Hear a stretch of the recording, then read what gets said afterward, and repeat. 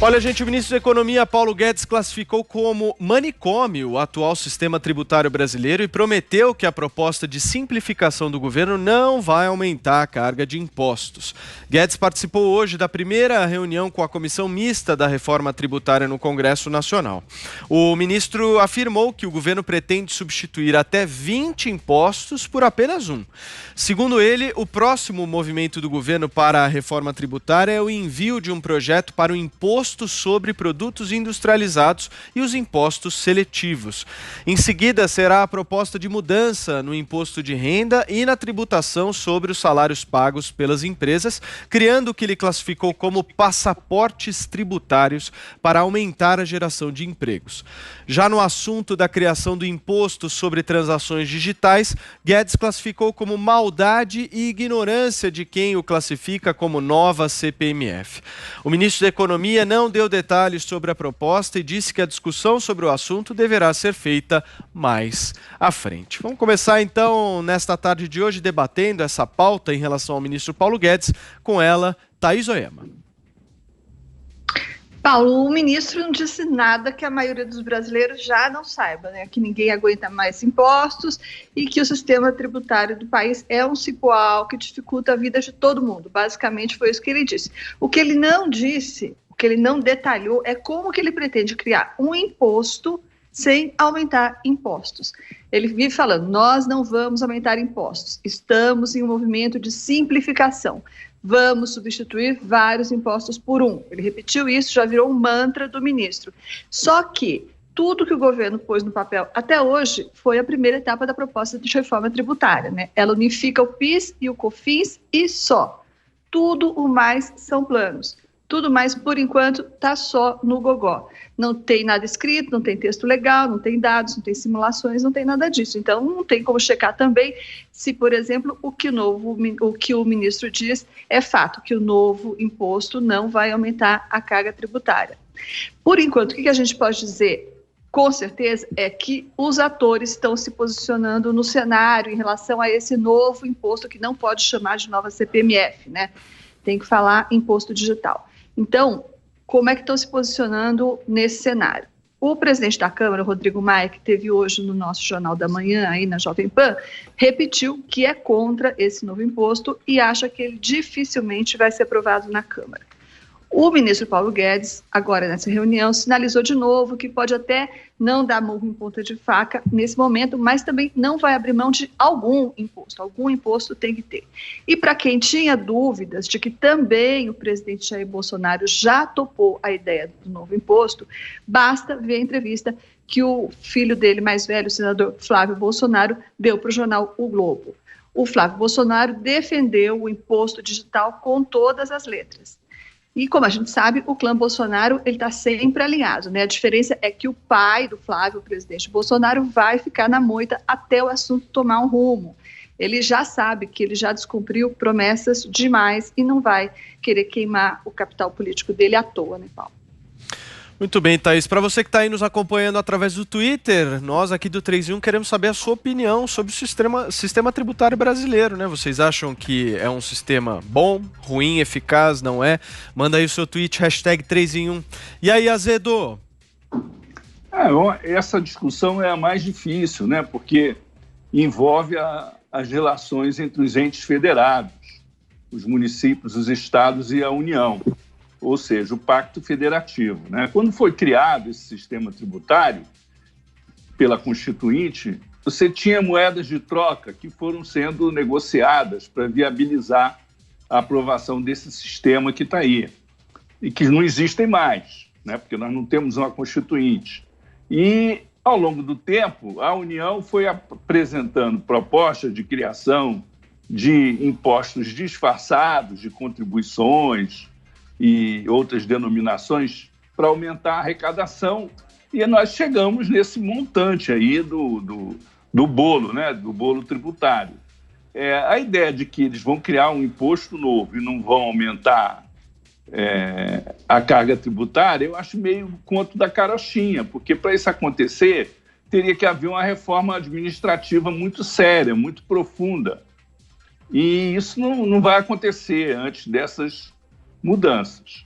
Uma outra questão é a seguinte: há 2 projetos em discussão no Congresso, um projeto na Câmara, relatado pelo Baleia Rossi, que é a emenda 45, e outro no Senado, que é o projeto do Rauli, do Luiz Carlos Rauli, o ex-deputado, que é a emenda 110. A tendência do Congresso é caminhar para fundir isso aí, chegar num denominador comum, e o Guedes ele entra meio que atropelando o Congresso. Isso não vai dar certo, ele vai ter que se compor com essas propostas que estão em discussão no Congresso, né? Os economistas preferem o projeto da Câmara, que foi elaborado pelo Bernardo Api, porque ele seria mais simples, mais eficiente.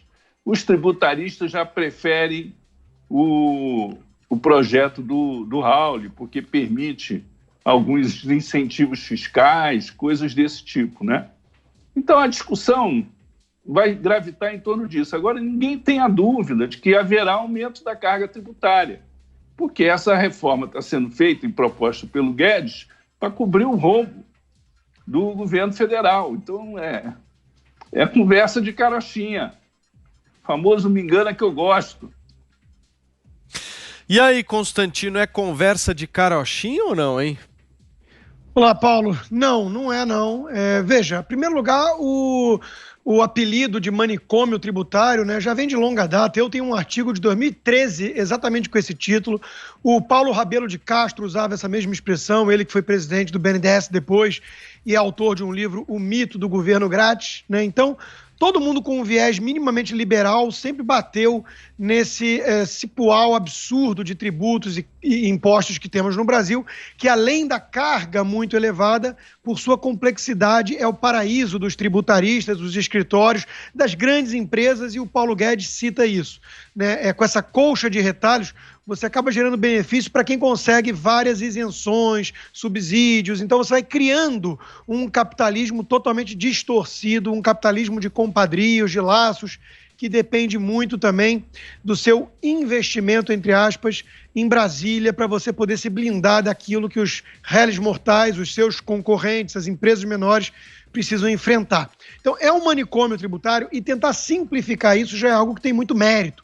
Eu adoraria crer, como a Thaís, que isso é ponto pacífico no país, mas não é verdade. Nós vimos essa semana uma jornalista, uma apresentadora de uma grande emissora, né, nova, mas grande, falando exatamente isso, né? Se não é para mudar a carga, para que mexer em algo tão eficiente?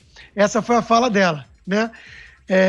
Mona Lisa do céu, porque eu vou te contar uma coisa. É inacreditável achar que é eficaz a nossa carga tributária. Ela é insana, né? Então, a palavra-chave repetida pelo ministro ali foi acoplar, né? Acoplar tributos. E, ao mesmo tempo, ele se mostrou muito humilde em relação ao Pacto Federativo. Ele disse: eu sou um federalista, eu sou um defensor da descentralização de poderes. Isso foi outra promessa de campanha do governo. Mais Brasil, menos Brasília. Então, ele falou: eu espero que os estados e municípios queiram vir junto com nós, com o governo federal e a equipe. Mas precisa ter vontade, volição, desejo, né? Então não há imposição aqui. O governo está apresentando a sua reforma. Por que fazê-lo em etapas e não com uma mega reforma tributária? Porque a mega reforma tributária ia esbarrar em tudo isso. O azedo, a questão do Pacto Federativo, tem a questão setorial, a indústria quer uma coisa, o varejo, o comércio quer outra, os profissionais liberais querem outra. Então, tem muitos vespeiros quando você mexe nisso. Então, ele está indo, em vez de apresentar uma grande PEC, pelas beiradas, etapas, tentando ir mexendo alguma coisa, juntando 1 ou 2 impostos, depois mais 3, depois 10, como ele mesmo colocou, né? Além disso, ele dá os exemplos ali da nova economia, Netflix, Google, são coisas que não pagam, de fato, e prestam serviço no Brasil e não pagam. Então, veja, eu não vejo nenhum mal no presidente mudar em relação a isso. Eu mudei e vários outros mudaram. Quando a gente escutava falar em CPMF, já vinha algo um tanto instintivo de reagir com todas as forças contra, né? Houve um preconceito muito grande. É uma visão diferente. Eu conversei muito tempo, eu fiz aquilo que todo mundo deveria fazer, e estudar o assunto. Conversei com o Bernardo Api durante 1 hora para entender a proposta dele. Conversei com o empresário Flávio Rocha, que é um dos grandes defensores desse imposto digital, por várias horas, e para entender melhor. Então você tem que procurar saber. Nessa questão tributária não há perfeição, não há nem o melhor, há o menos pior. Então, uma vez que é uma coxa de retalhos, que é uma confusão, nós temos que tentar simplificar. Alguém vai ter que pagar mais, para alguém poder pagar menos. Quem tem que pagar menos? Os mais pobres, aqueles que não têm acesso aos grandes escritórios tributaristas, a Brasília, a BNDES, a medidas protecionistas, eles têm que pagar menos, né? Aí o Paulo Guedes deu o exemplo lá do livro, né, que o Marcelo Freixo luta contra e tudo. Eu entendo, eu sou um defensor da leitura, né, da leitura voraz. Agora, é o exemplo que ele deu. O Freixo não precisa de desconto, de menos imposto para comprar um livro na livraria ou frequentar aquela livraria bacana. Agora, os mais ricos podiam doar, né, os livros. Eu sou testemunha de que o Paulo faz o que prega. Eu já ganhei de presente dele vários livros doados. Então, veja, é preciso mexer. É preciso mexer na equação. É preciso simplificar e mexer na equação para que alguns paguem menos e outros paguem mais. Ou, de preferência, como repete o ministro, que mais gente pague, né? Porque hoje tem muita informalidade e sonegação.